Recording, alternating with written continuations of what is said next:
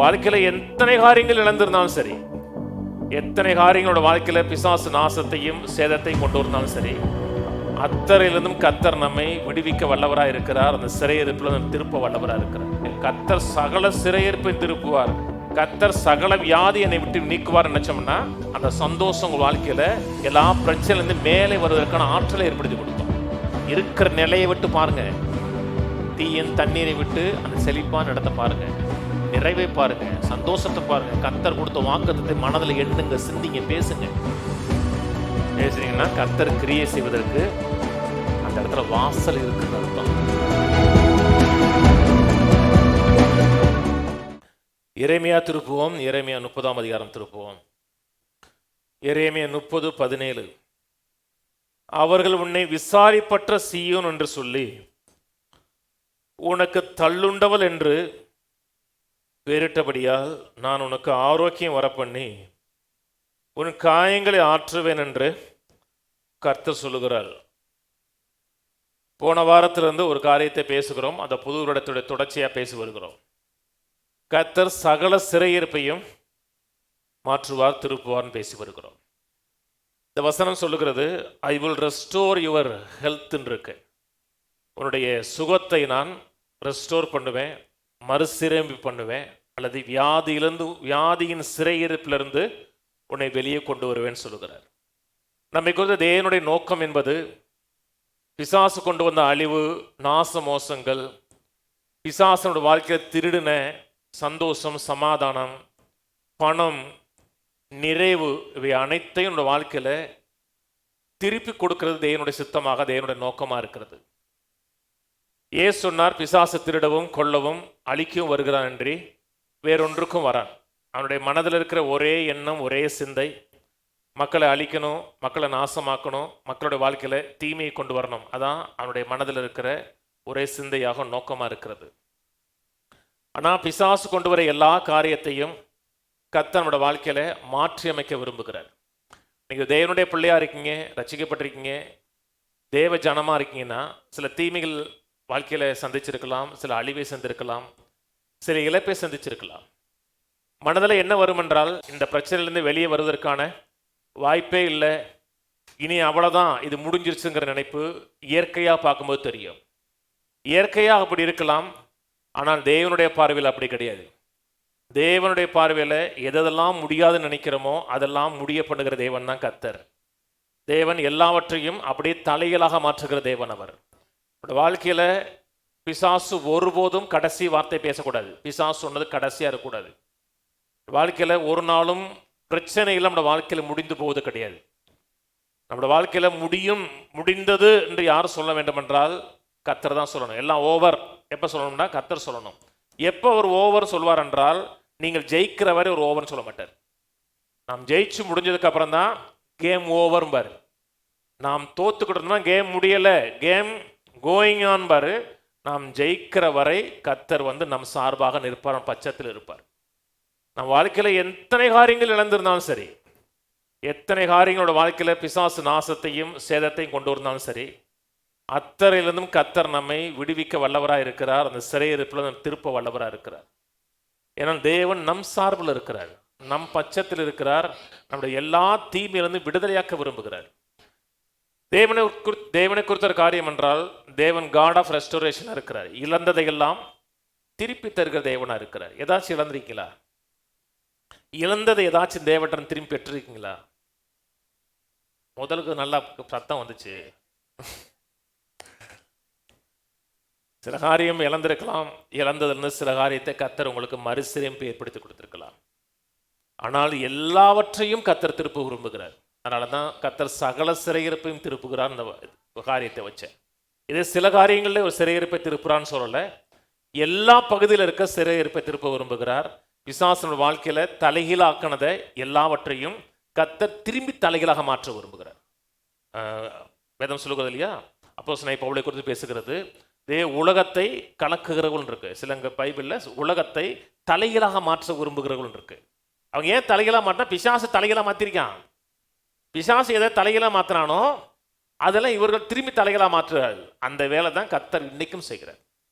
இங்கே சொல்லுகிறார், நான் உனக்கு ஆரோக்கியம் வரப்பண்ணி உன் காயங்களை ஆற்றுவேன் என்று கர்த்தர் சொல்லுகிறார். ஆரோக்கியம் வரப்பண்ணின்னு சொல்லும் பொழுது ஒரு பெரிய வியாதிக்குள்ள போயிருக்கிறோம் என்றால் உலக மனிதன் என்ன சொல்றான்னா, அந்த வியாதியிலிருந்து நீங்க வெளியே வந்தா கூட அந்த வியாதியுடைய பாதிப்பு உங்களுக்கு இருக்குங்கிறார்.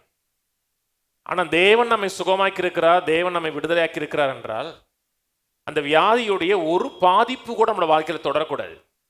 அதான் கர்த்தருடைய சித்தம், அதான் கர்த்தருடைய நோக்கம். அதெல்லாம் சொல்றார், நான் உனக்கு ஆரோக்கியம் வர பண்ணி உன் காயங்களை ஆற்றுவேன் என்று கர்த்தர் சொல்லுகிறார். ஏன் ஆரோக்கியம் வர பண்ணுவேன்னு சொல்றார் என்றால், அவர்கள் உன்னை விசாரிப்பற்ற சீயோன் என்று சொல்லி உனக்கு தள்ளுண்டவள் என்று பேரிட்டிருக்காங்க. உன்னை ரொம்ப கேவலமாக நினச்சிருக்காங்க. உன்னை யாரும் விசாரிப்பதற்கு ஆள் இல்லை. நீ தள்ளப்பட்டவ, நீ கேஸ்ட் அவுட் பண்ணப்பட்டவ. உன்னை சிந்திப்பதற்கு, உன்னை பற்றி கர்சனப்படுவதற்கு அந்த உலகத்தில் யாரும் கிடையாது. நீலாம் ஒரு ஆளா அப்படின்னு சொல்லி கேள்விப்பட்டீங்களா? உங்களை சொல்லியிருக்காங்களா? சொல்லுவான் மனுஷன், இவெல்லாம் பெரிய ஆள் அப்படின்னு ஒருத்தன் சொல்லிட்டான்னு வச்சுங்களேன், கர்த்தர் வைராக்கியம் காப்பாரு. கேவலப்படுத்திட்டான்ல, அசிங்கப்படுத்திட்டான்ல, உன் வாழ்க்கையில் நான் தேவன் என்பதை நிரூபிச்சு காமிப்பார். அதனால தான் சொல்றாரு, யார் உன்னை தள்ளுண்டவன் சொன்னாங்களோ, யார் உன்னை விசாரிப்பற்றவன் சொன்னாங்களோ, அந்த உள்ள இருக்கிற காயத்தை ஆற்றுவேன், உள்ள இருக்க வேதனையை ஆற்றுவேன். சில நேரத்தில் சொல்லுவாங்க, நீலாம் வெளியே வர முடியாது, நீலாம் உருப்படவே முடியாது, உன் வாழ்க்கை அவ்வளோதான்பாங்க. அப்படி சொன்னாங்கன்றால் நம்மளோட வாழ்க்கையில் தேவன் இருக்கிறார் என்பதை நிரூபிச்சு காமிப்பார். அதான் கர்த்தர். ஒரு சூழ்நிலையும் சோர்ந்து போகக்கூடாதுங்க. ஒரு சூழ்நிலையிலையும் அவ்வளோதான் முடிச்சுன்னு சொல்லக்கூடாது.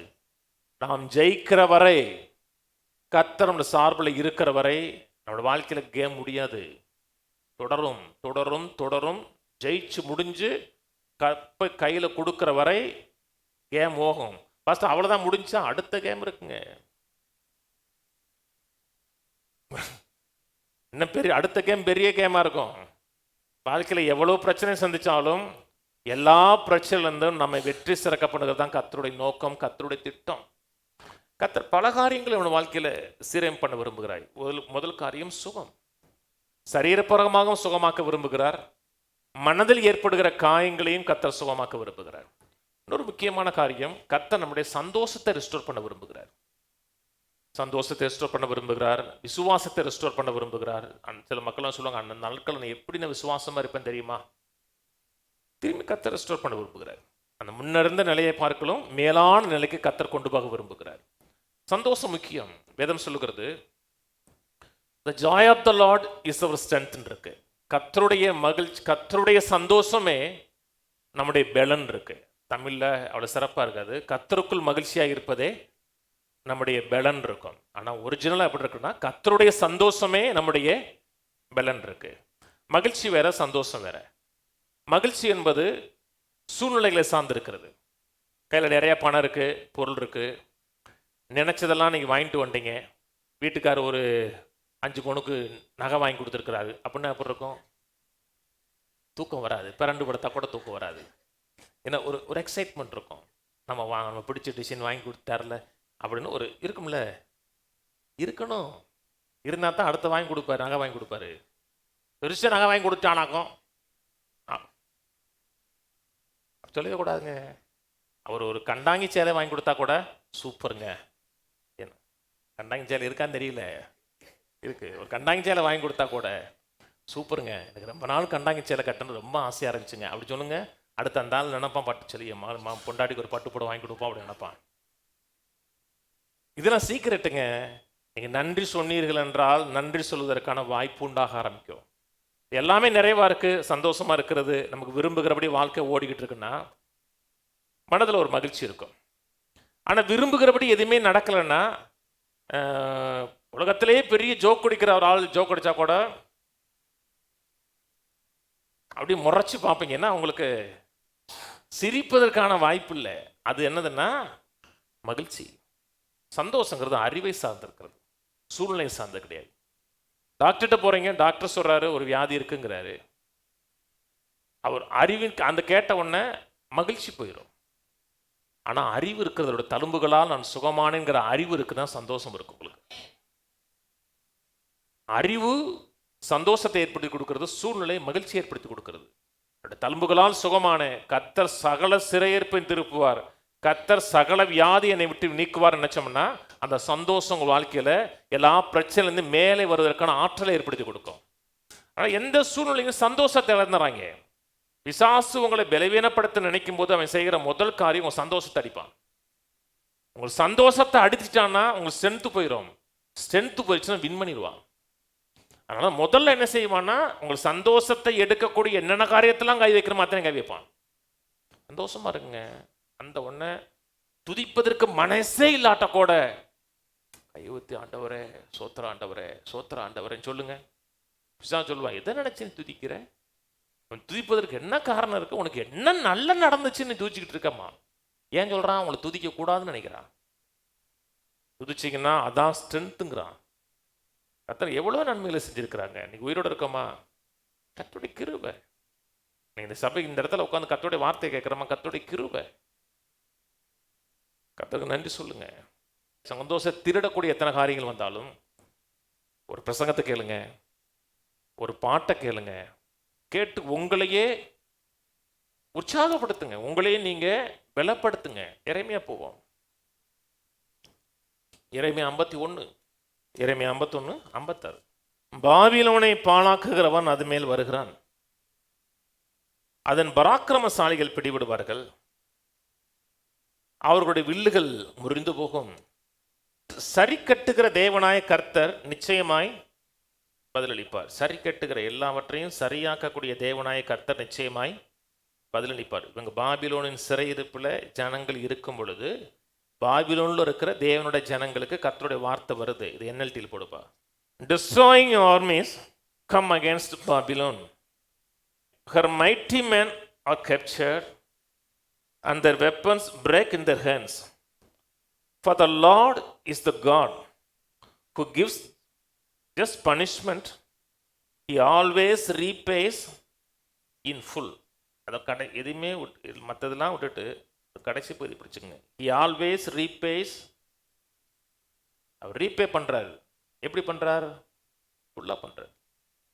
ஏதாவது இழந்திருக்கீங்க உங்கள் வாழ்க்கையில், பிசாசு ஏதாவது காரியம் செஞ்சுருக்கிறான், ஏதோ ஒரு சிறையிருப்பில் இருக்க ஜனங்களுக்கு தான் பேசுகிறாரு. கர்த்தர் சில காரியங்களை ரீபே பண்ணும் பொழுது கொஞ்சமாக பண்ண மாட்டார். கர்த்தர் ரீபே பண்ணார் என்றால் ஃபுல்லாக பண்ணுவார். கையில் ஊற்றி சொல்லுவோம், கர்த்தர் நான் வாழ்க்கையில் இழந்த அத்தனை நன்மைகளையும் பூர்ணமாக பரிபூர்ணமாக கொடுக்கிறார்.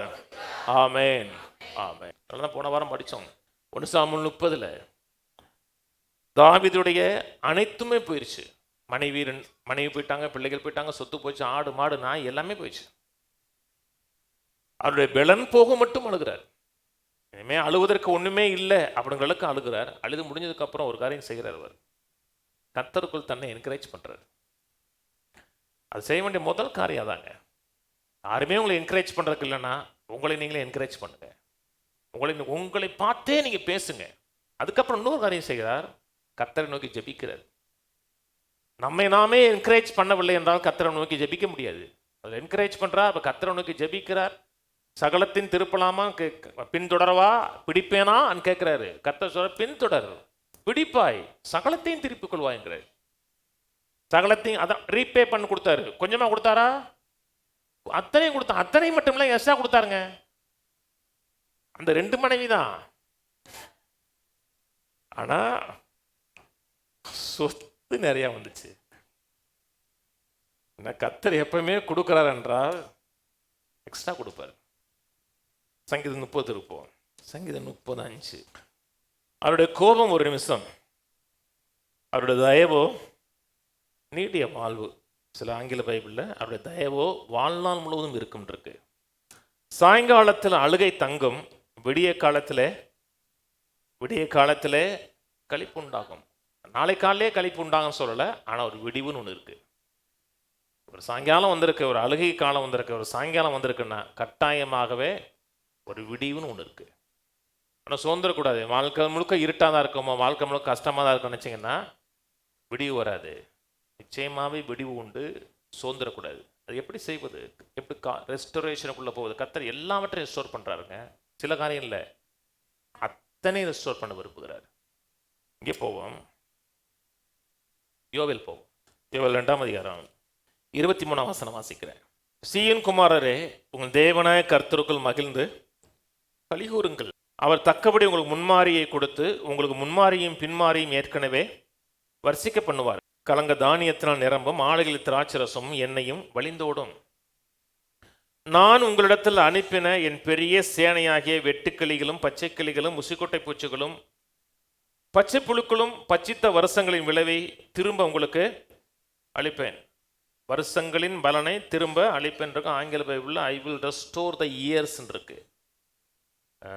வருஷங்களை திரும்பி ரெஸ்டோர் பண்ணி கொடுப்பேன், அதனுடைய பலனை திருப்பி கொடுப்பேங்கிற. நீங்கள் சம்பூர்ணமாய் சாப்பிட்டு திருப்தி அடைந்து உங்களை அதிசயமாய் நடத்தி வந்த உங்கள் தேவனாய கர்த்தருடைய நாமத்தை துதிப்பீர்கள். ஜனங்கள் ஒருபோதும் வெட்கப்படுவதில்லை. நான் இஸ்ரவேலின் நடுவில் இருக்கிறவர் என்றும் நானே உங்கள் தேவனாய கர்த்தர் வேறொருவரும் இல்லை என்றும் அறிந்து கொள்வீர்கள். என் ஜனங்கள் ஒருபோதும் வெட்கப்படுவதில்லை. அதுக்கு பின்பு நான் மாம்சமான யாவர் மேல் நான் ஆவியை ஊற்றுவேன். அப்பொழுது உங்கள் குமாரரும் குமாரத்தைகளும் தீர்க்கதரிசனம் சொல்லுவார்கள். உங்கள் மூப்பர் சொப்பனங்களையும் உங்கள் வாலிபர் தரிசனங்களையும் காண்பார்கள். ஊழியக்காரர் மேலும் ஊழியக்காரிகள் மேலும் அந்நாள் என் ஆவியை ஊற்றுவேன். இது பெந்தகோஸ்தே நாள் நடந்தது. பெந்தகோஸ்தே நாள் நடந்தது. ரெஸ்டோரேஷனை பற்றி பேசிட்டே வரும் பொழுது பரிசுத்தாவின் அபிஷேகத்தையும் சேர்த்து பேசுகிறார். இழந்த வருஷங்களின் பலனை திரும்ப தருவேன்னு சொல்கிறாரு. அப்படி திரும்ப தரும் பொழுது நீங்கள் எப்படி இருப்பீர்கள் என்றால் சம்பூர்ணமாக சாப்பிட்ருப்பீங்கிறார். சம்பூர்ணமாக சாப்பிட்டு திருப்தி அடைந்திருப்பீர்கள். ஜனங்கள் ஒருபோதும் வெட்கப்பட்டிருக்க மாட்டாங்க. அந்த வெட்கத்திலிருந்து நம்மை வெளியே கொண்டு வருகிறது என்றால் கர்த்தருடைய அபிஷேகம். அதனால தான் சொல்கிறார், முன்மாரியும் பின்மாரியும் நான் திரும்ப அளிப்பேங்கிறாரு. கர்த்தருடைய அபிஷேகம் நம்ம வாழ்க்கையில் செயல்படுகிறது, ஆவியானுடைய ஆளுகை நம்ம மேல இருக்கிறது என்றால் நம்முடைய அத்தனை அவமானங்களிலிருந்தும் நிந்தைகளிலிருந்தும் கர்த்தர் வெளியே கொண்டு வர சித்தமாக இருக்கிறார். கர்த்தருடைய நோக்கம். சொல்றார், வருஷங்களின் விளைவை உங்களுக்கு திரும்ப அளிப்பேன் இருக்கு. ஆங்கில பைபிளில் I will restore the years இருக்கு. ஒரு தனிப்பட்ட மனிதனுடைய வாழ்க்கையிலிருந்து எல்லாவற்றையும் இழந்த வருடங்களை கர்த்தர் ரெஸ்டோர் பண்ணுறது மட்டுமல்ல, கர்த்தர் மனுக்குலம் முழுவதையும் ரெஸ்டோர் பண்ண விரும்புகிறார்.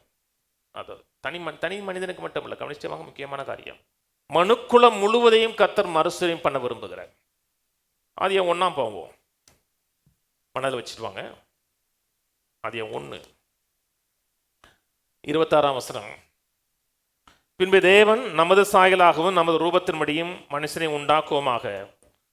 அவர்கள் சமுத்திரத்தின் மச்சங்களையும் ஆகாயத்து பறவைகளையும் மிருக ஜீவன்களையும் பூமி அனைத்தையும் பூமியின் மேல் ஊறும் சகல பிராணிகளையும் ஆளக்கடவர்கள், டொமினியன் எடுக்க கடவர்கள், கட்டுப்பாட்டுகள் வைத்திருக்க கடவர்கள், சகலத்துக்கும் ஓனர் போல செயல்படக்கூடியவர்கள். ஏன்னா அவர் தான் ஓனர். கர்த்தர் தான் சிருஷ்டித்தார், கர்த்தர் தான் படைத்தார், சகலத்தையும் சிருஷ்டித்தவர் கர்த்தர்.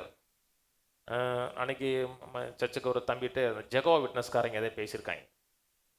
இயேசு தெய்வம் இல்லை, அவர் சிருஷ்டிக்கப்பட்டவர் அப்படின்னு இருக்காங்க. என்ன அவர் குமாரன் தானே சொல்லுது. அப்போ அவருக்கு அப்பா அம்மா இல்லை, மனைவி, அங்கே மனைவி பிள்ளைகள்லாம் கிடையாது. அப்போ அவர் குமாரன்னா என்ன, அவர் சிருஷ்டிக்கப்பட்டிருக்கணும் அப்படின்னு சொல்கிறாங்க. சிருஷ்டிக்கப்பட்டவர் எப்படி தெய்வமாக இருக்க முடியும்? பைபிள் சொல்லுது, நமக்கு ஒரு பாலகன் பிறந்தார், நமக்கு ஒரு குமாரன் கொடுக்கப்பட்டார். நமக்கு ஒரு பாலகன் பிறந்தார், ஆனால் அவர் பாலகன் கிடையாது. அவர் யார்? குமாரன். அவருடைய நாமம் அதிசயமானவர், ஆலோசனை கர்த்தா, நித்திய பிதா, வல்லமையுள்ள தேவன், சமாதான பிரபு. அதுல ஒரு காரியம் நித்திய பிதா. அவர் பேர் என்ன? நித்திய பிதா. அவர் சிருஷ்டிக்கப்பட்டார்னு சொல்லல, நித்திய பிதா, ஆலோசனை கர்த்தர். யாருடைய பேரு? குமாரனுடைய பேருங்கிறார். நான் சொன்னது புரியுதுங்களா? அந்த பிதா, குமாரன், பரிசுத்த ஆவியானவர் 3 பேருமே இங்கே சிருஷ்டிக்கிறாங்க. பின்பு தேவன் நமது சாயலாகவும் நமது ரூபத்திலும் மனுஷனை ஆளுங்கிறார். அவர் தான் படைச்சார். வேதம் சொல்லுகிறது, சகலமும் அவரை கொண்டும் அவருக்கென்று உண்டாக்கப்பட்டது, அனைத்தையும் கர்த்தர் நம்ம கையில கொடுத்து நீ ஆளுங்கிறார். நீ ஆளு, அரசாளு, எல்லாத்துக்கும் ஓனர் மாதிரி செயல்படு. இயேசு தான் பேட்டன்சன்.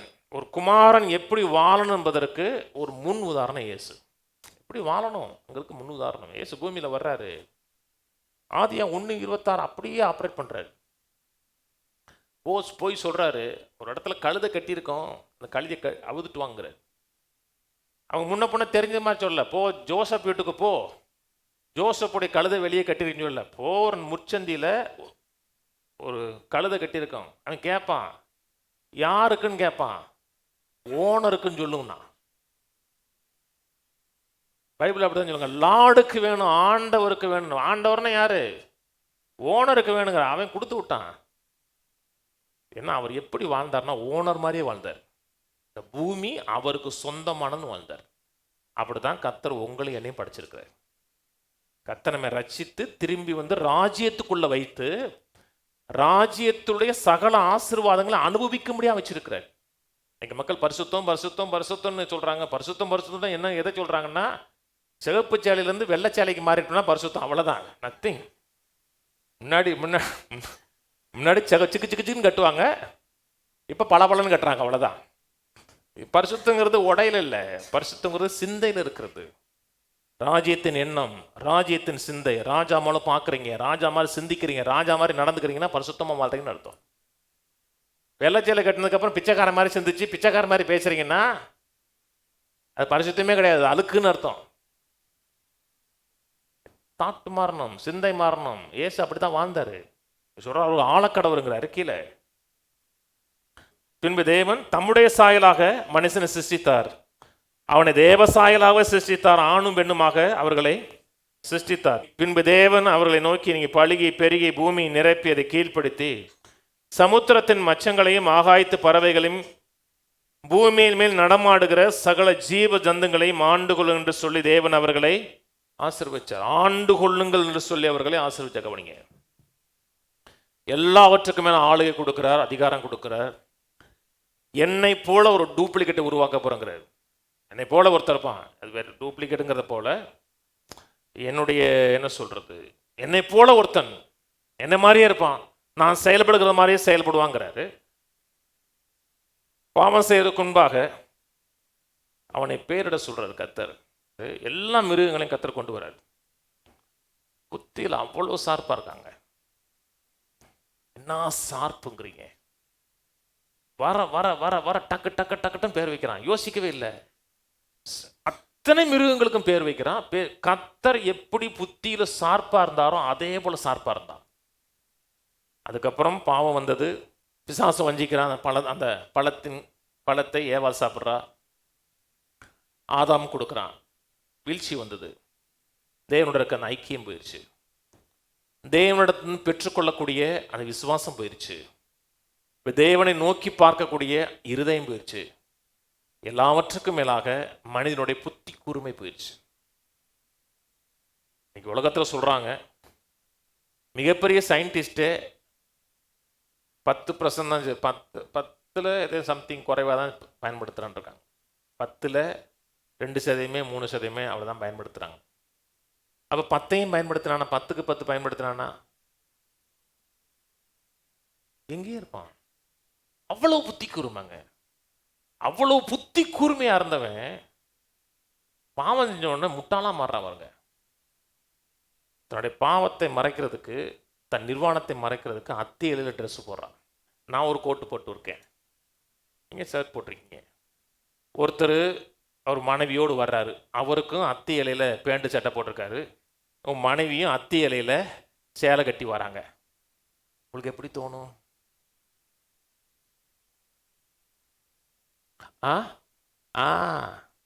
அவுட் ஆஃப் மைண்ட் மாதிரி இருக்கும்.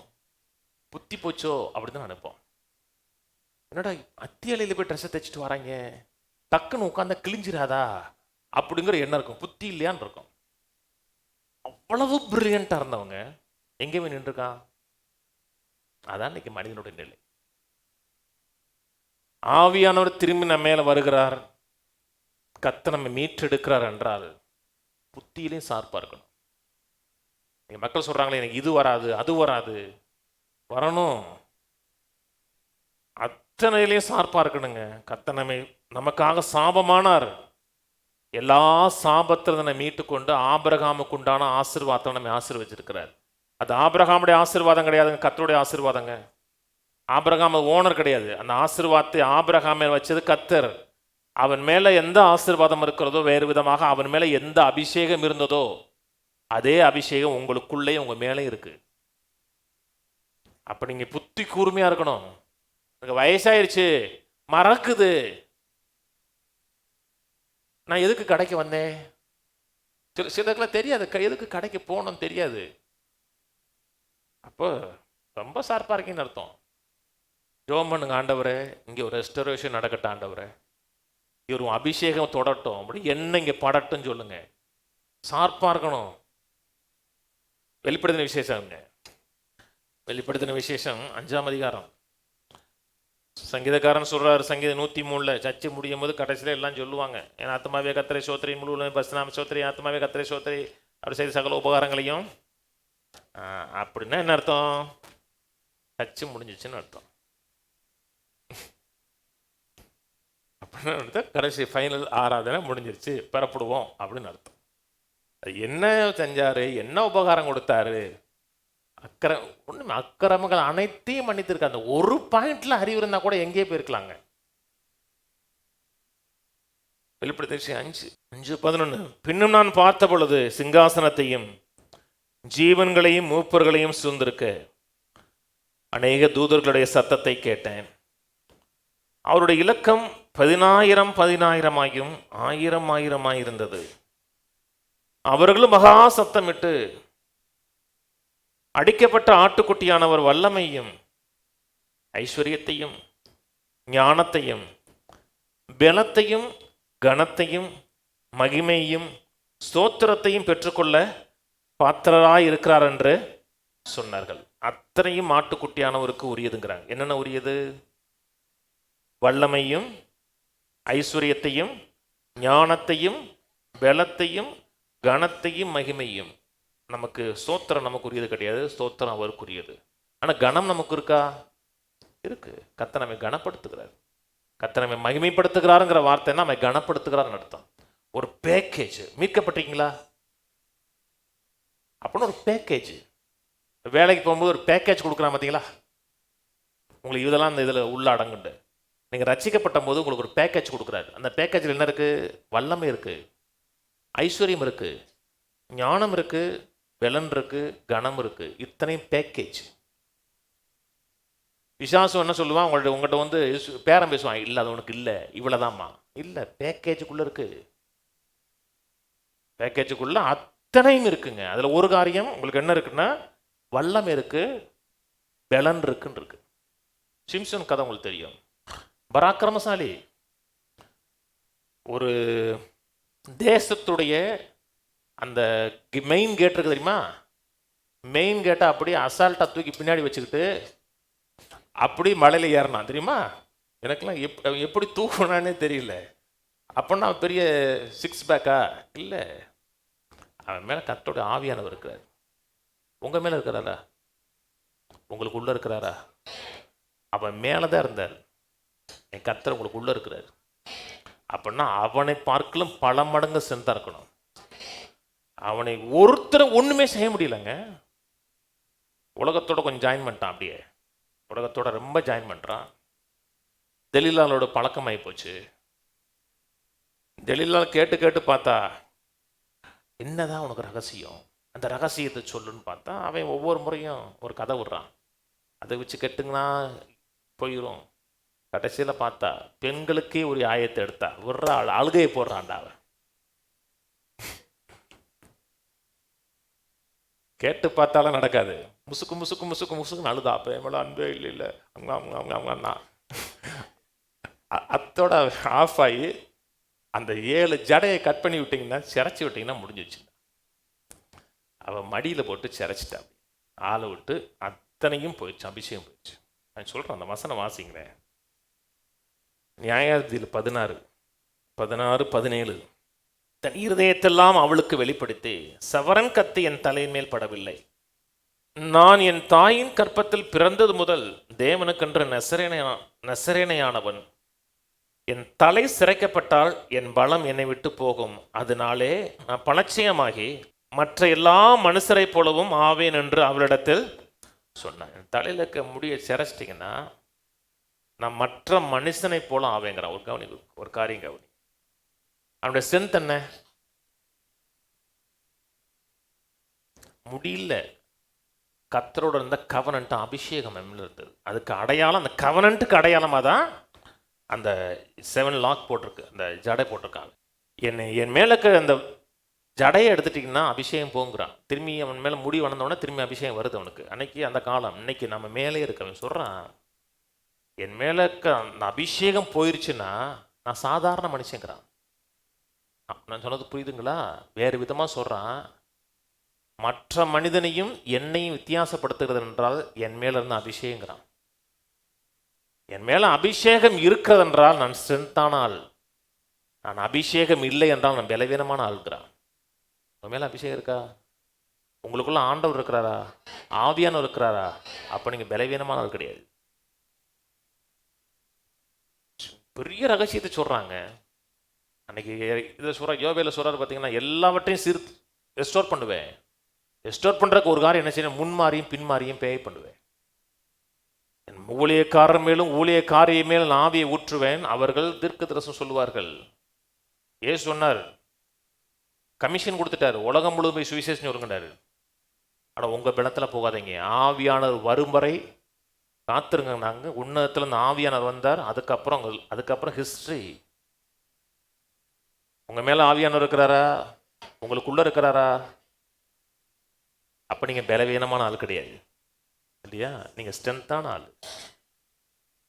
எல்லாவற்றையும் கர்த்தர் ரெஸ்டோர் பண்ணுறாருங்க. கல்லுக்கு சமணமாய் உன் வயது திரும்ப வாழ வயது போலாகின்றிருக்கு. வாசிப்போம். உபாகம் திருப்போம். உபாகம் 30 திருப்போம். 2ஆம் வசனம் 3ஆம் வசனம். உன் தேவனாய கர்த்தரிடத்துக்கே திரும்பி, இன்று நான் உனக்கு கற்பிக்கிறபடியெல்லாம் நீயும் உன் பிள்ளைகளும் உங்கள் முழு இருதயத்தோடும் உங்கள் ஆத்துமாவோடும் அவருடைய சத்தத்திற்கு செவி கொடுத்தார். உன் தேவனாய கர்த்தர் உன் சிறையிருப்பை திருப்பி உனக்கு இறங்கி, உன் தேவனாய கர்த்தர் உன்னை சிதறடித்த எல்லா ஜாதிகளிடத்திலும் இருக்கிற உன்னை திரும்ப சேர்த்துக் கொள்வார். 9ஆம் வசனம். அப்பொழுது உனக்கு நன்மை உண்டாகும்படி உன் தேவனாய கர்த்தர் உன் கைகள் செய்யும் எல்லா வேலைகளிலும், உன் கற்பத்தின் கனியிலும், உன் மிருக ஜீவனின் பலனிலும், உன் நிலத்தின் கனியிலும் உனக்கு பரிபூர்ணம் உண்டாக செய்வார்.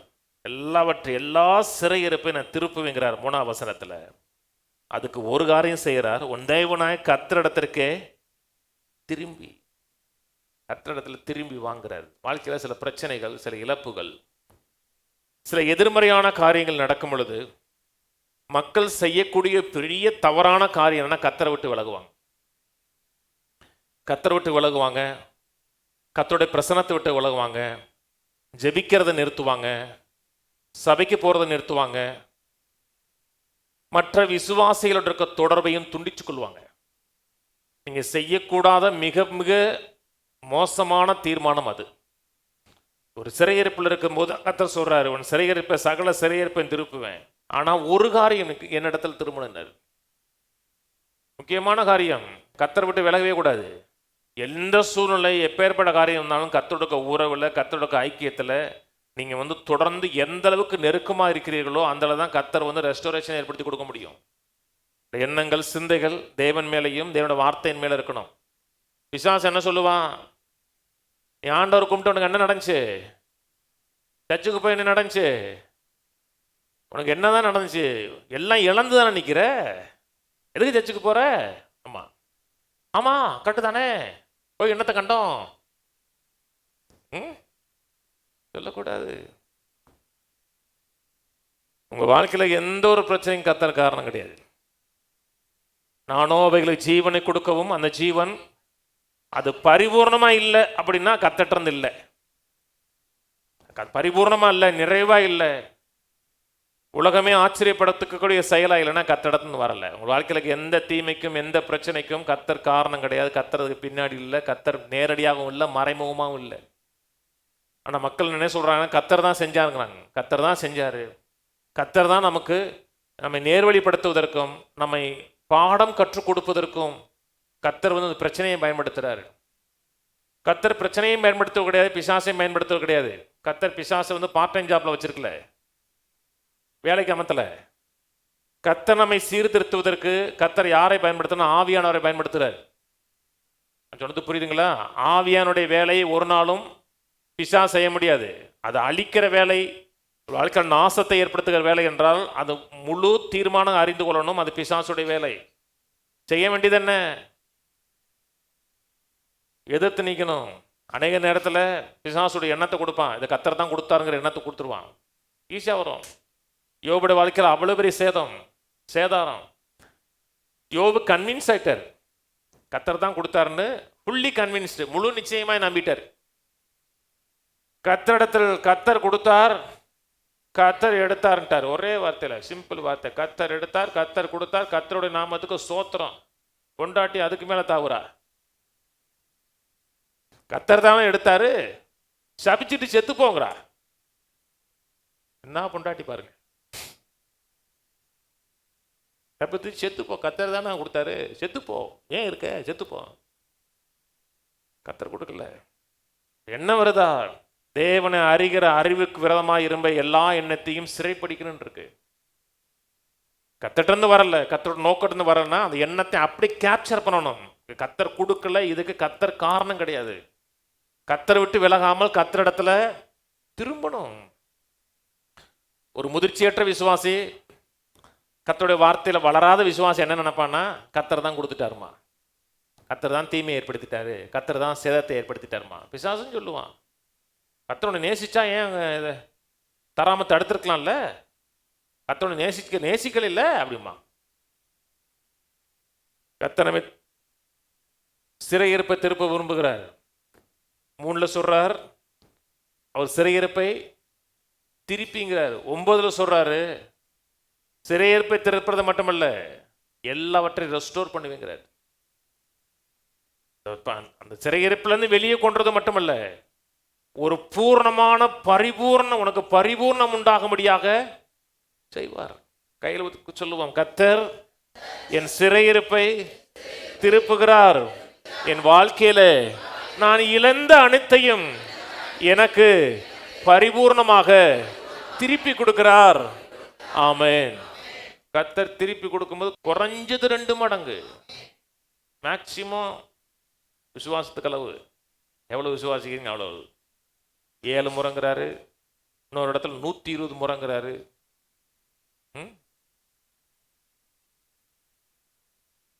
ஒரு விசுவாசத்துக்கு யோபு இழந்தார். ஆனால் யோபு கர்த்தர் திருப்பி கொடுக்கும்போது இழந்ததை பார்க்கலாம் 2 மடங்கு கொடுத்தார். ஒருபோதும் முடிஞ்சதுன்னு நினைச்சிடாதீங்க. இனி வெளியே வருவதற்கு வழியே இல்லை நினைக்காதீங்க. முடிஞ்சிருச்சு, அவ்வளோதான். இழப்பு தான், போனது தான். இல்லை, கர்த்தர் ப்ராமிஸ் பண்ணியிருக்காரு. நான் சிறையிருப்பை திருப்பி சொன்னார்னா சிறையிருப்பை திருப்புவார். இழந்தது கிடையாது, இழந்ததை கர்த்தர் திரும்ப கொண்டு வருவார். கொண்டு வரது மட்டுமல்ல, உனக்கு பரிபூர்ணம் உண்டாக செய்வேன்னாருன்னா விசுவாசிக்கணும். அது எப்படி வரும்? உங்களுக்கு வராது, உங்கள் கண்களால் பார்ப்பீர்கள்.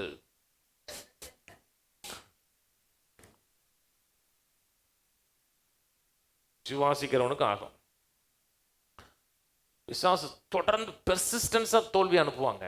தோல்வியின் எண்ணங்களை, தோல்வியின் சிந்தைகளை தொடர்ச்சியா செய்வான். அவனை மாதிரி நம்ம அழிக்கிற காரியத்தில் விசுவாசமா இருக்கிறதுல அவனை மாதிரி யாருமே கிடையாதுங்க. 24/7 24/7 பார்த்தீங்களா? அவருடைய மனத்தில் ஒரே எண்ணம் இருக்கும், எப்படியாவது அழிச்சிடணும், எப்படியாவது நாசமாக்கிறோம் இருக்கும். 24 மணி நேரம் சிந்திப்பாங்க. 24 மணி நேரம் எண்ணத்துக்கு அனுப்பிட்டே இருக்கணும். நம்மளும் பெர்சிஸ்டண்டா இருக்கணும். அவனுடைய வருகிற எண்ணம் அத்தனையும் சிறைப்பிடிக்கணும். தேவனை அறிகிற அறிவுக்கு விரதமாக இருக்கும்போது அத்தை எண்ணத்தையும் சிறைப்பிடித்து கிறிஸ்துவுக்குள் கீழ்படுத்துகிற ஆளா இருக்கணும். அப்படி செஞ்சீங்கன்னா ஜெயிக்க முடியும். ஆனால் வர்ற எண்ணங்களை அப்படியே யோசிச்சுட்டு இருக்கீங்க, சிந்திச்சுட்டு இருக்கீங்கன்னா கஷ்டம். போயிடுச்சோ, இழந்துருச்சோ, அவ்வளோதானோ, நீ வராதோ, நமக்கு இனிமேல் கடை வாங்கி தான் பொழப்பு நடத்தணுமோ, கஞ்சி குடிக்கணுமோ அப்படின்னு நினைச்சீங்கன்னா நடக்காது. அப்போ அவன்கிட்ட திரும்பிட்டோம், கர்த்தர்கிட்ட திரும்பலை, அவனுக்கு தான் டேர்ன் பண்ணிட்டோம்னு அர்த்தம். அதான் நீதிமொழி சொல்லுகிறார், நீதிமொழி 3:5, உன் சுய புத்தியின் மேல் சாயாமல் முழு இருதயத்தோடும் கர்த்தரிடத்தில் நம்பிக்கையா இருந்து. சில காரியம் செய்ய பார்க்குறோம், சில காரியம் சரி செய்ய பார்க்குறோம். இப்படி செஞ்சிடலாமா, அப்படி செஞ்சிடலாமா, அதை செஞ்சிடலாமா, இதை செஞ்சிடலாமான்னு பார்க்குறோம். கடைசியில் ஒன்றுமே முடியாது. அதனால தான் கத்த சொன்னாலும் சுய புத்தியின் மேல் சாயாதன்றார். இருக்குதுலே ரொம்ப கஷ்டமான காரியம் என்னன்னா அதான் தெரியுமா. ஒருத்தவங்க சாம்பார் வைக்க தெரியும்னு வச்சுங்களேன், அவனுக்கு திருத்தவே முடியாது. அவன் வைக்கிற சாம்பார் தான் இருப்பேன், இப்படி வைக்காதீங்க, இல்லை நான் வைக்கிற சாம்பார் தான் நல்லா இருக்கும். யாருக்கு நல்லா இருக்கும்?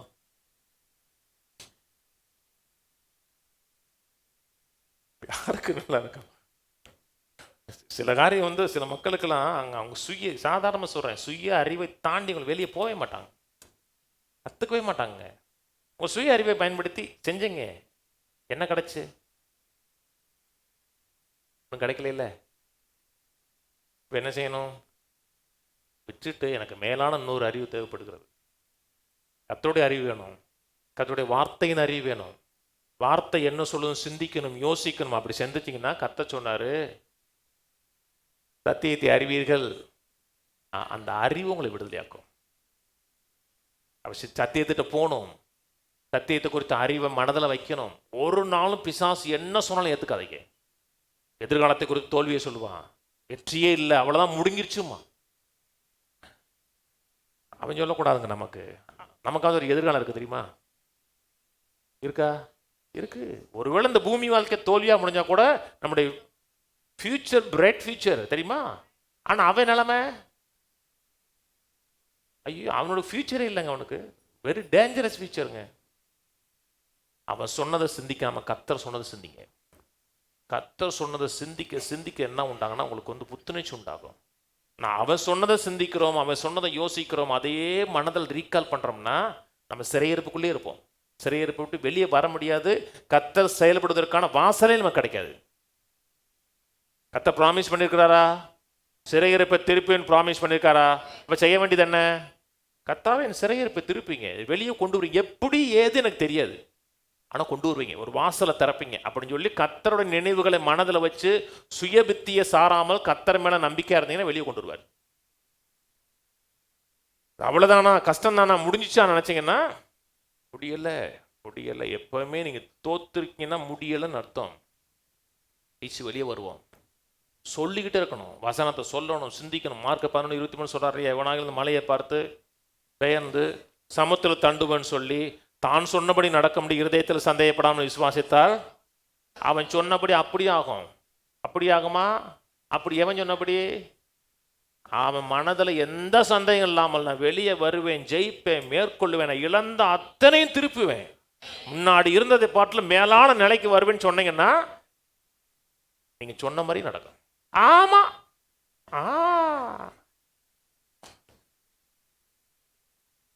நடக்குமாக்கும்? நடக்காது, உங்களுக்கு நடக்காது. சுவாசித்தால் தேவனுடைய மகிமையை காண்பாய்ந்தார். எப்ப சொன்னாருங்க? செத்து 4 நாள் ஆனவனை பார்த்து சொன்னாருங்க. செத்து 4 நாளை நார்ன பாடி பார்த்து சொன்னார், விசுவாசத்தால் தேவ மகிமையை பார்ப்பேன். கர்த்தர் மாறிட்டாரா? மாறல. முக்கியமான காரியம், கர்த்தர் சிறையிருப்பை திருப்பார், பிரச்சனைலேருந்து வெளியே கொண்டு வருவார் என்று விசுவாசம் இருக்கா? விசுவாசம் இருக்குன்னா அந்த விசுவாசத்தை வெளிப்படுத்தி காமிக்கணும். எப்படி காமிக்கணும்? முதல்ல சிந்தையில காமிக்கணும்.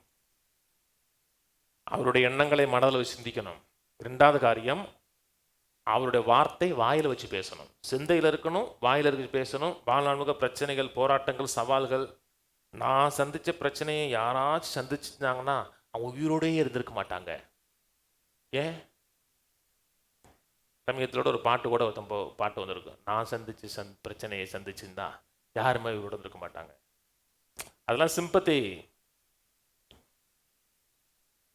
நீங்க சந்திச்ச பிரச்சனையை பார்க்கல மேலான பிரச்சனை மக்கள் எத்தனை மக்கள் சந்திச்சிருக்காங்க. அத்தனை இந்த மக்கள் கர்த்தர் வெளியே கொண்டு வந்திருக்காரா? ஆனால் நான் பட்ட கஷ்டம் யாருமே பட்டிருக்க மாட்டாங்க. அப்படி நீங்கள் பிரச்சனையே சிந்திச்சு பிரச்சனையே பேசிகிட்டு இருந்தீங்கன்னா அதுக்குள்ளே தான் இருப்பீங்க.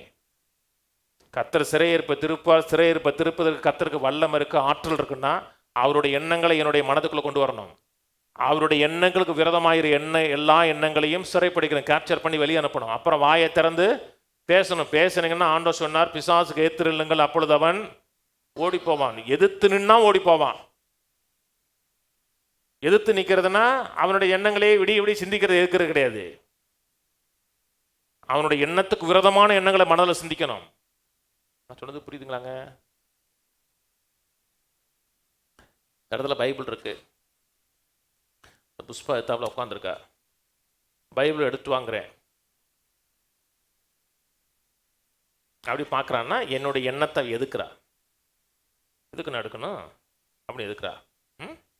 ஏமா எடுனா எதுக்குங்க உங்கள் பைபிள் எடுக்கணும் அப்படின்னாருன்னா எதுக்குறது மட்டும் இல்லை, எதிர்த்து பேசுகிறா. நான் புஷ்பா செய்ய மாட்டா சொல்கிறேன். பிசாசை எதுக்கணும்னா முதல்ல என்ன செய்யணும், மைண்டில் எதுக்கணும். மைண்டில் உன்னுடைய எண்ணத்தை சிந்தையை நான் சிந்திக்க மாட்டேன், நீ சொல்கிறத உள்ளே எடுக்க மாட்டேன், அதுக்கு விரோதமாக சிந்திப்பேன். ரெண்டாவது காரியம், நீ என்ன சொன்ன எதிராக நான் பேசுவேன். அப்படி பேசினா தான் ஏற்று நிற்கிறீங்கன்னு அர்த்தம். மத்திய 4 சொல்கிறார் பார்த்தீங்களா, சோதனை எழுதப்பட்டிருக்கிறதே எழுதப்பட்டிருக்கிறதே. ஒவ்வொரு முறையும் என்ன சொன்னார், அவனுடைய எண்ணத்தை எடுக்கவே இல்லை. நான் செஞ்சிருவேன், ஈஸி தான், எனக்கு கல்லுகள் அப்பங்காக்கிறது எனக்கு ஒன்றும் கஷ்டம் இல்லை. அந்த எண்ணத்தை அவர் சிந்திக்கவே இல்லைங்க. மனிதன் அப்பத்தினால மாத்திரமல்ல, அந்த அவன் பேசுனதுக்கு வேறொரு எண்ணத்தை எடுக்கிறார். வேறொரு எண்ணத்தை எடுக்கிறது மட்டுமில்ல, வேறொரு எண்ணத்தை பேசுறாரு. சொன்னது புரியுதுங்களா? அதெல்லாம் சீக்ரெட்டு. எண்ணத்தை எடுக்கணும், அப்புறம் எண்ணத்தை பேசணும். அவரை விட்டு விலகி போனான்னு இருக்கு. அதுக்கப்புறம் அவருடைய வாழ்க்கையில் அவனுக்கு இடமே கிடைக்கல. எண்ணத்தை கொண்டு வரானா எதிர்த்துங்க, அவனுக்கு எதிர்த்திருங்கள். அப்பொழுது அவன் இல்லை பாஸ்டர், நான் எதிர்த்தேன், அவன் ஓடலை. நான் சொன்னேன் என் பொண்டாட்டி கேட்க மாட்டா. நல்லா அவங்க பொண்டாட்டி கேட்க மாட்டாங்க, ஆனால் பிசாசு கேட்பா. பொண்டாட்டி வேற, பிசாசு வேற. சில சொல்றாங்க இல்லை இல்லை கொண்டு தானே அப்படிங்க.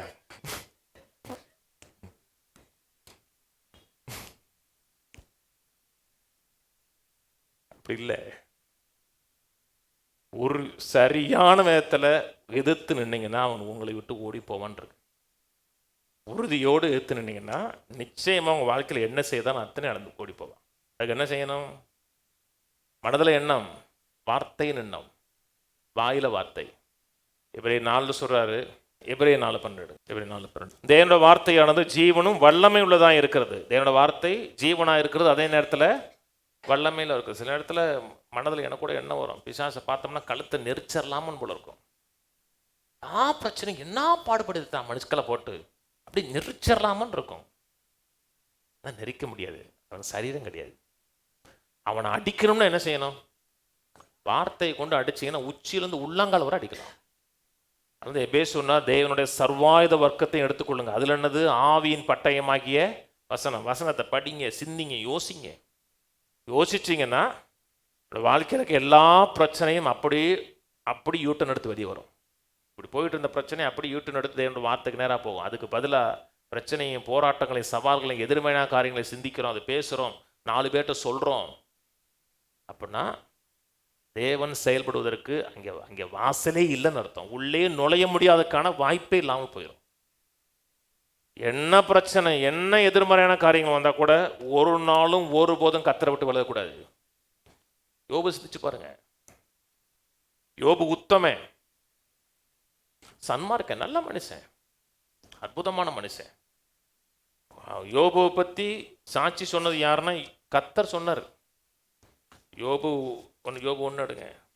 யோபு 1. உச் தேசத்திலே யோபு என்னும் பெயர் கொண்ட ஒரு மனுஷன் இருந்தான். அந்த மனுஷன் உத்தமனும் சன்மார்க்கனும் தேவனுக்கு பயந்து பொல்லாப்பை விட்டு விலகுறவனுமா இருந்தான். அற்புதமான மனுஷன், கர்த்தருக்கு பயப்படுகிறவன், பொல்லாப்பை விட்டு விலகுறவன். 8ஆம் வசனம் வாசிப்போம். கர்த்தர் சாத்தானை நோக்கி, என் தாசனாய் யோபின் மேல் கவனம் வைத்தாயோ? உத்தமனும் சன்மார்க்கனும் தேவனுக்கு பயந்து பொல்லாப்புக்கு விலகுவனுமாகிய அவனைப் போல் பூமியில் ஒருவனும் இல்லை என்றார். அதுக்கு சாத்தான் கர்த்தருக்கு பிரயுத்தரமாக, யோபு விருதாவா தேவனுக்கு பயந்து நடக்கிறான். நீர் அவனையும் உன் வீட்டையும் அவனுக்கு உண்டான எல்லாவற்றையும் சுற்றி வேலி அடைக்கவில்லையோ? அவன் கைகளின் கிரியை ஆசீர்வதித்தீர், அவனுடைய சம்பத்து தேசத்தில் பெருகிற்று. ஆனாலும் உடைய கையை நீட்டி அவனுக்கு உண்டானவைகள்லாம் தொடுவீரானால் அப்பொழுது அவன் உமது முகத்துக்கு எதிரே உம்மை தூசிப்பானோ பாரும் என்றான். யோபுக்கு பிசாசு சொல்றான், அவனை ஆசீர்வதிச்சிருக்கிறீரு, அவனுக்கு செல்வத்தை கொடுத்திருக்கிறீர், நிறைவாக நடத்திருக்கிறீர், அவன் சம்பத்து பூமியில பெருகிருக்கிறது, வேலி அடைச்சு பாதுகாத்திருக்கிறது, இதெல்லாம் நீ செஞ்சிருக்கிறீர். யார் சொல்றா? சொல்கிறான் எதை கொடுத்துரு அதை எடுத்துருங்க, எடுத்துட்டா அவன் தூசிப்பானா இல்லையான்னு பாருங்க. கர்த்தரை கொடுத்த ஒரு காரியம் என்றால் கர்த்தர் கொடுத்த எந்த நன்மையும் உடனே எடுக்கவே மாட்டார். எந்த நன்மைங்க கர்த்தர் உன்னை கொடுத்துட்டாரா அவ்வளோதான், டண்டியில் எடுக்கவே மாட்டார். யாக்கோபுடைய வாழ்க்கையை படிச்சு பாருங்க.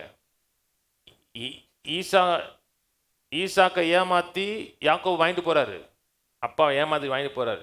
ஏசாவுக்கு வர வேண்டியது யாக்கோபு போகுது. ஈசாக்கு சொல்கிறாரு, அவனுக்கு கொடுத்தது தான், அவன் ஆசீர்வதிக்கப்பட்டவனாக இருப்பான். கர்த்தர் உங்களுக்கு கொடுத்துட்டாரா அவ்வளோதான், எடுக்கவே மாட்டார். பிசாசு சொல்கிறான் என்ன கொடுத்துரு எடுங்க, எடுத்து அவன் தூசிப்பானா இல்லையாம் பாருங்க. பிசாசுடைய நோக்கமே அதாங்க. வாழ்க்கை சில தீமையில வச்சு தீமையில ஏற்படுத்தி ஒரு மனதுக்குள்ள எண்ணத்தை என்ன கொண்டு வருவான்னா கர்த்தர் தான் செஞ்சிட்டாருங்க எண்ணத்தை கொண்டு வருவான். யோபுடைய வாழ்க்கையில் தீமைகள், பொல்லாத தீமைகள், தீமைகள் மேல் தீமை. ஒரு வருஷம் வேதவல்னு சொல்கிறாங்க 9 to 12 மாதங்கிறாங்க. ஒரு பொல்லாத வருஷம் சொல்கிறாங்க. அந்த வருஷம் ஆட்டி படைச்சிருச்சுங்கிறாங்க பார்த்தீங்களா, அப்படி ஒரு ஆட்டி படைச்ச வருஷம். யோபுடைய சரித்திரத்தை ஃபுல்லாக படிச்சு பாருங்க. யோபு கர்த்தரை விட்டு விலகவே இல்லைங்க. ஒரு இடத்த சொல்கிறாரு, அவர் அறிவு சரியில்லை, ஆனால் இருதயம் சரி. அவர் என்னை கொண்டு போட்டால் கூட அவரை விட்டு விலக மாட்டேனா தெரியுமா?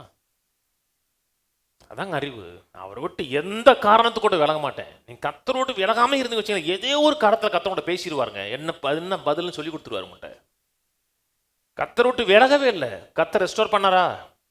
டபுள் மடங்கு, டபுள், எல்லாமே டபுள். நீங்க சில வாழ்க்கையை இழந்திருக்கலாம், சில சோதனை இழந்திருக்கலாம். யோபு மாதிரி இழந்துட்டீங்களா? ஒரே நாள்ல பிள்ளை செத்து போச்சா? யோபு மாதிரி யாரும் இழக்கல. சில நன்மைகள் இழந்திருக்கலாம், சில தீமைகள் வந்திருக்கலாம். யோபு கர்த்தரை விட்டு விலகலன்னா நீங்களும் எந்த காலகட்டத்தையும் கர்த்தரை விட்டு விலகக்கூடாது. சும்மா சர்ச்சுக்கு உட்காந்து அப்படியே கடமை உட்கார்ற உங்க புத்தியில விலகக்கூடாதுங்க. சரீர பிரகாரமாக இங்கே உட்காந்துருக்க மட்டுமில்ல, புத்தியோடும் சிந்தையோடும் கர்த்தரோட உட்காந்துருக்கணும். கர்த்தருடைய எண்ணத்தையும் கர்த்தருடைய சிந்தையும் மனதில் வைக்கணும். வாயை திறந்து பேசுங்க. நினைக்கலாம் நம்மளாம் எப்படி வெளியே போவோம், இந்த அவமானத்தை வச்சுட்டு எப்படி வெளியே போவோம், இதெல்லாம் நமக்கு இதிலிருந்து நம்ம வெளியே வருவோம்லாம் நினைக்கிறதெல்லாம் பைத்தியக்காரத்தனமே தெரியலையா அப்படி நினைக்கலாம்.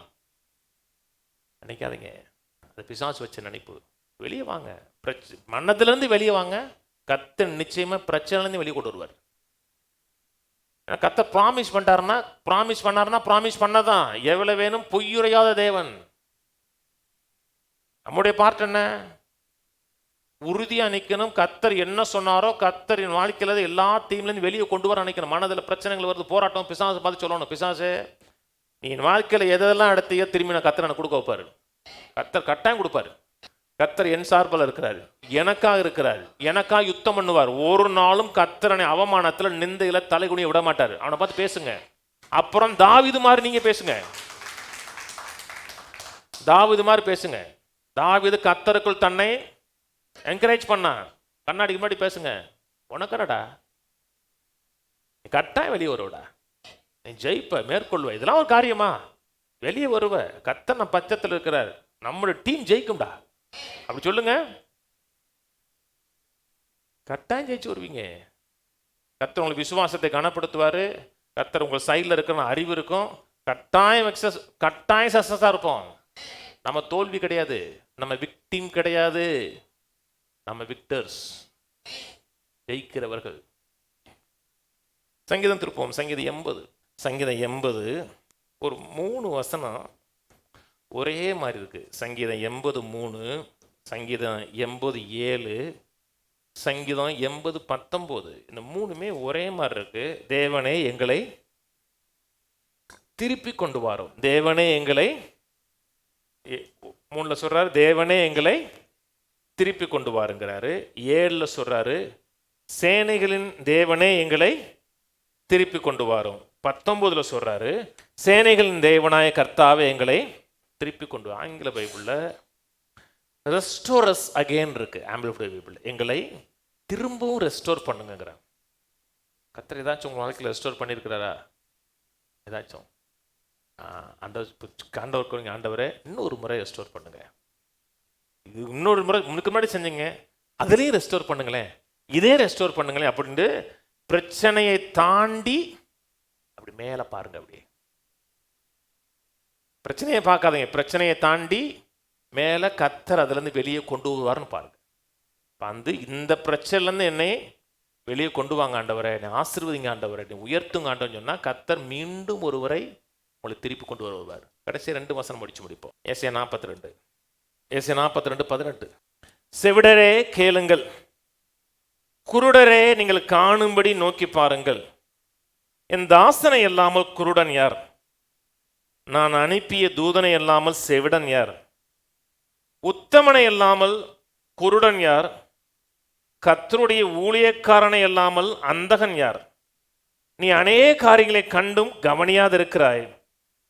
அவனுக்கு செவிகளை திறந்தாலும் கேளாதே போகிறான். கர்த்தர் ரொம்ப வேதனைப்பட்டு சொல்றார். நான் அனுப்பின எல்லா தீர்க்கதரிசிகளும் குருடனும் செவிடனுமா இருக்காங்கிறார். நான் அவனுக்கு என்ன காமிக்கணும்னு நினைச்சனோ அதை பார்க்க மாட்டேக்கான். நான் அவனுக்கு என்ன சொல்லணும்னு நினைச்சனோ அதை கேட்க மாட்டேக்கான். சொல்றது புரியுதுங்களா? சொல்றது, நான் அனுப்பிய தூதனை இல்லாமல்னா அவருடைய மெசஞ்சர். தூதனை இல்லாமல் செவிடன் யார்? நான் சொல்றதையும் நான் காமிக்கிறதையும் அவர்கள் பார்க்கிறது கிடையாது. கீழே 22. இந்த ஜனமோ கொள்ளையிடப்பட்டும் சூறையாடப்பட்டும் இருக்கிறார்கள். அவர்கள் அனைவரும் கெபியில் அகப்பட்டு காவல் அறையிலே அடைக்கப்பட்டிருக்கிறார்கள். தப்புவிப்பார் இல்லாமல் கொள்ளையாகி, விட்டுவிடு என்பார் இல்லாமல் சூறையாவார்கள். கர்த்தருடைய விருப்பனை எல்லாவற்றையும் எல்லா தீமையிலிருந்து வெளியே கொண்டு வராங்க. கர்த்தருடைய நோக்கம், கர்த்தருடைய சித்தம். நாம் கொள்ளையிடப்பட்டிருக்க கூடாது, நாம் சூறையிடப்பட்டிருக்க கூடாது. நம்ம வாழ்க்கையில் கொள்ளையிடப்பட்ட, சூறையிடப்பட்ட, நம்ம வாழ்க்கையிலேருந்து திருடப்பட்ட அத்தனையிலேருந்து கர்த்தர் வெளியே கொண்டு வர விரும்புகிறார். அதான் கர்த்தருடைய நோக்கம். அது எப்படி கொண்டு வர விரும்புகிறாருன்னா மெசஞ்சர் அனுப்புகிறார். அன்னைக்கு இருக்கிற தீர்க்கதரிசிகள் ஊழியக்காரர் அனுப்புகிறார். ஆனால் ஊழியக்காரன் எப்படி இருக்கான்னா குருடனும் செவிடனுமா இருக்கான்.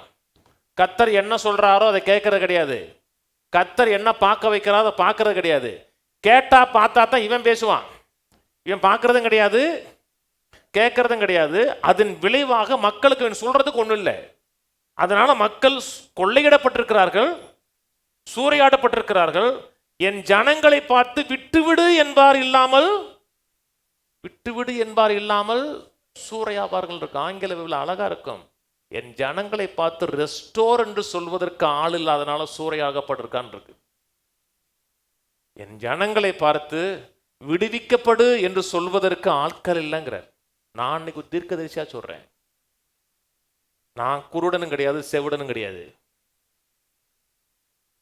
வாழ்க்கையில கர்த்தர் அத்தனை பகுதியிலும் சிறையிருப்பிலிருந்து வெளியே கொண்டு வருவார். எல்லா சிறையிருப்பிலிருந்து கர்த்தர் வெளியே கொண்டு வருவார். என்ன பிரச்சனை இருந்தாலும், என்ன போராட்டம் இருந்தாலும் நான் பார்க்கிறேன், நான் கேட்கிறேன். அத்தனை பிரச்சனைலேருந்தும் அத்தனை போராட்டத்திலும் கர்த்தர் வெளியே கொண்டு வருவார். ஒரு வசனம் பைபிள் சொன்னா போதுங்க, கர்த்தர் சிறையிருப்பை திருப்பார்னு ஒரு வசனம் சொன்னா போதுங்க. ஒரே ஒரு வசனம். எத்தனை வசனம் காமிக்கிறேன், இன்னும் காமிக்கிறேன். ஒரு வசனம் பைபிள காமிச்சா போதுங்க. வசனத்தின் மேல வசனம் காமிக்கிறாருங்க. உன் சிறையிருப்பை திருப்பி வேண்டு, உங்க பரிபூர்ண நன்மை உண்டாக செய்வேன். என் ஜனங்களை பார்த்து ரெஸ்டோர் என்று சொல்லுவதற்கு ஆள் இல்லைங்கிறார். ரெஸ்டோரேஷன் நடப்பதாக என்று சொல்வதற்கு ஆள் இல்லை. நான் சொல்றேன், கர்த்தர் எல்லாவற்றிலிருந்தும் கர்த்தர் உங்களை ரெஸ்டோர் பண்ணுவார். இழந்த அத்தனை கர்த்தர் வெளியே கொண்டு வருவார். ஆனா நீங்க என்ன செய்யணும்? சிந்திக்கணும், மனதில் அதை யோசிக்கணும், அதை பேசணும், பேசிட்டே இருக்கணும். நடுராத்திரியில் வரும், திடீர்னு எண்ணம் வரும். டக்குன்னு இருந்துச்சு போகும்போது ரெஸ்ட் ரூம் போயிட்டு இருப்பீங்க, ஒரு எண்ணம் வந்துடும். அதுக்கப்புறம் படுத்தீங்கன்னு தூக்கமே வராது. இது எப்படி, இது எப்படி, அது எப்படி, இது எப்படி வரும். அந்த ஒன்றை அது எப்படி கேட்கக்கூடாது. அது எப்படி, இது இப்படி. கர்த்தர் அந்த பிரச்சனைலேருந்து வெளியே கொண்டு வருவார். கர்த்தர் சவால்லேருந்து வெளியே கொண்டு வருவார். கர்த்தர் என் சார்பா இருப்பார், விடுவிப்பான்னு சொல்லணும். யாரான்னு சொல்லுவாங்க உங்களை பார்த்து, இதெல்லாம் நடக்காது பிரதர்னா, பிரதர் நீங்கள் சொல்கிறத நான் கேட்க மாட்டேன். என்கிட்ட வந்து பேசணும், நல்லதை பேசணும். இப்படி சும்மா அசிங்கமாலாம் என்கிட்ட பேசிட்டு கூடாது. எனக்கு இந்த கெட்ட வார்த்தை கேட்கறது பிடிக்காது அப்படின்னு சொல்லிட்டு அவனை விட்டு வெளியிருங்க. வெளியே இடத்துல நிற்பீங்க. நிற்கும் போது ஒரு எண்ணம் வரும், பிரச்சனைலாம் சரியாகுமா, கடன் பிரச்சனை வெளியே வருமா. அந்த இடத்துல அவங்க 4 பேருக்கு மட்டும் சொல்கிற கஷ்டமாக இருந்துச்சுன்னா இப்படி தள்ளி போய் கர்த்தர் எல்லா சிறையிலும் வெளியே கொண்டு வருவார். நிச்சயமாக வெளியே வருவோம். கர்த்தர் நம்ம மேலே கொண்டு வருவார் அப்படின்னு சொல்லுங்க. சொன்னீங்கன்னா கர்த்தர் கிரியை செய்வதற்கு வாசலை திறந்து கொடுக்குறீங்கன்னு அர்த்தம். ஆபிரகாம் பற்றி படிச்சு பாருங்க. ஆபிரகாம் அவன் விசுவாசத்தில் பலவீனமாக இருக்கவில்லை. எப்போ சொல்றாரு? குழந்தை பெறுவதற்கு சாத்தியமே இல்லாத மனுஷனை பார்த்து சொல்லுதுங்க, அவன் விசுவாசத்தில் பலவீனமாக இருக்கவில்லை, தேவன் வாக்குத்தத்தம் பண்ணினதை நிறைவேற்ற வல்லவராக இருக்கிறார் என்று முழு நிச்சயமா நம்பி விசுவாசத்தில் வல்லவனானான் இருக்கு. ஃபுல்லி கன்வின்ஸ்டு, கர்த்தர் சொன்னதை நிறைவேற்றுவார். கர்த்தருடைய அபிஷேகம் மாறல. கர்த்தருடைய அபிஷேகம் உங்க மேல இருக்கா? கர்த்தருடைய வல்லமை உங்க மேல இருக்கா? அது மாறல. எனக்கு பெரும்பாலும் சரி சுகமானா ஆண்டவர் சொன்னாரு, என்னுடைய வல்லமை உன்னை சுகமாக்க சொல்லல. என்ன சொன்னார்? உன் விசுவாசம் உன்னை ரட்சித்ததுனாரு. சுகமாக்குனது என்னது? அவரோட அபிஷேகம். ஆனா அந்த அபிஷேகத்தை அவளுக்குள்ள கொண்டு போனது என்னது? விசுவாசம். அந்த அந்த அபிஷேகத்தை அவளுக்குள்ள நுழைய பண்ணது என்னதென்றால் அந்த விசுவாசம். இருக்கிற நிலையில் நின்றாதீங்க, எதிர்நோக்கி பாருங்க, விசுவாசிங்க, நல்ல எதிர்காலத்தை அடைவோம் என்று உறுதியா நம்புங்க. கடைசியா ஒரு வசனம், சங்கீதம் 66, சங்கீதம் 66, 12. மனுஷரை எங்கள் தலையின் மேல் ஏறி போக பண்ணீர், தீயும் தண்ணீரையும் கடந்து வந்தோம், செழிப்பான இடத்தில் எங்களை கொண்டு வந்து. இஸ்ரவேல் மக்களை பற்றி சொல்லுது. மனுஷங்க தலையில் ஏறினா மனுஷன் ஏறி மிதிப்பான், பல ஆஸ்தியில் பேசுவான். தீயை கடந்தோம், தண்ணீரை கடந்தோம். தீயிலே இருந்தோம், தண்ணீரில் இருந்தோம் சொல்லலை, தீயும் தண்ணீரையும் கடந்தோம். கடந்தோம் அப்புறம் என்ன சொன்னா? கடந்தோம் அப்புறம் சொல்லல, செழிப்பான இடத்தில் கொண்டு வந்து விட்டு. இந்த பிரச்சனைகளை சந்திச்சோம், போராட்டங்களை சந்திச்சோம், ஆனால் அங்கே இல்லை. நாங்கள் ஒரு பெட்டரான பிளேஸில் செழிப்பான இடத்துல கொண்டு வந்துச்சு. அதான் கர்த்தர் செய்வது. தீயும் தண்ணீரையும் கடந்தது அவனுடைய பலவீனத்தில், அவனுடைய முரட்டாட்டத்தினால. கர்த்தர் கொண்டு வந்து எங்கே வச்சார்? அதான் கர்த்தருடைய நோக்கம். இருக்கிற நிலையை விட்டு பாருங்க, தீயின் தண்ணீரை விட்டு அந்த செழிப்பான இடத்தை பாருங்க, நிறைவை பாருங்க, சந்தோஷத்தை பாருங்க. கர்த்தர் கொடுத்த வாக்குத்தத்தை மனதில் எண்ணுங்க, சிந்திங்க, பேசுங்க. பேசுறீங்கன்னா கர்த்தர் கிரியை செய்வதற்கு அந்த இடத்துல வாசல் இருக்குன்னு அர்த்தம். நம்ம இவ்வளவு இழந்துட்டோம், அதை இழந்துட்டோம், இதை இழந்துட்டோம், நம்ம வாழ்க்கையில் முன்னேற்றமே வராது அப்படி நினைச்சீங்கன்னா கஷ்டம். நீங்க திருப்பி சொல்றேன், நீங்க உலக மனுஷன் அல்ல, நீங்க தேவனுடைய பிள்ளை. தேவனுடைய பிள்ளை எல்லாவற்றையும் ஜெயிக்குன்னு சொல்லியிருக்கிறாரு. தோத்துறக்கூடாது. 1000 எதிர்ப்பு வந்தாலும் ஜெயிக்கணும். நேற்று ஒரு சும்மா ஒரு வீடியோ பார்த்தேன், அவனுக்கு நிறைய பாராட்டுகள் குவிந்ததுன்னு போட்டுருந்துச்சு. ஒரு பையன், இந்த டெலிவரி பையன், ஏதோ ஒரு பொண்ணு 3 எலி மருந்தை வாங்கியிருக்கு. நான் பார்சல் பண்ணி நைட் நேரத்தில் வாங்கியிருக்கேன்னா, நைட்டில் எலி மருந்தே தேவையில்லை, எதுக்கு வாங்கிச்சேன்னு தெரியலான்னு சொல்லி சாகாதீங்க அப்படி சொல்லிட்டு ஒன்றும் எலி மருந்தை கொடுக்காம வந்துட்டேங்கிறான். தேவனை அறியாத மனிதர்கள் அப்படி இருக்கலாம். தேவனை அறியாத ஜனங்கள் இல்லை, தேவனை அறிந்த ஜனங்கள். வேதம் சொல்லுங்க, தங்கள் தேவனை அறிந்த ஜனங்கள் இடம் கொண்டு இருக்கு. தேவனை அறிந்திருக்கீங்கல்ல? தேவன் உங்களோட இருக்கிறாரா? உங்களுக்குள்ள இருக்கிறாரா? அபிஷேகம் உங்க மேல இருக்கா? அபிஷேகம் உங்களுக்குள்ள இருக்கா? அப்படின்னா நிறைவும் வெற்றியும் நமக்கு ஒரு தேவனுடைய சுத்தம். சரிதானே? எழுந்து நிற்போம். கர்த்தருக்கு நன்றி செலுத்துவோம். பிதாவே, உம்மை துதிக்கிறோம், உம்மை ஸ்தோத்திரிக்கிறோம். நீர் எங்களுக்கு எல்லா காலத்திலும் நல்லவராக நன்மை செய்கிற தேவனாய் இருக்கிறீர்.